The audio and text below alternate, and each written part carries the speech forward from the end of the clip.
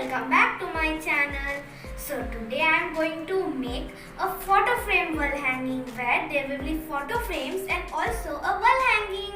So let's start making. Ingredients are cardboard and I have cut out this shape which is the photo frame shape from the waste cardboard. And we will need 2 A4 size paper, glue, yellow paper, a very small piece of glitter foam sheet, green paper, scissor and this tape, paper tape.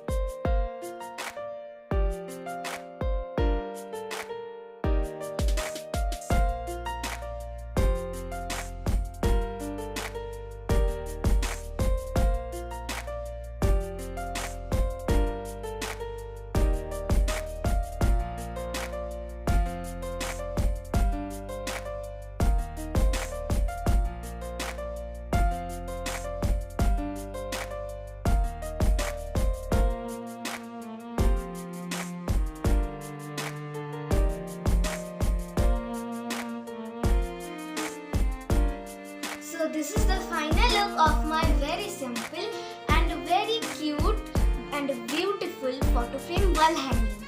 This is me and this is me and my sister in the front of Great Way of India.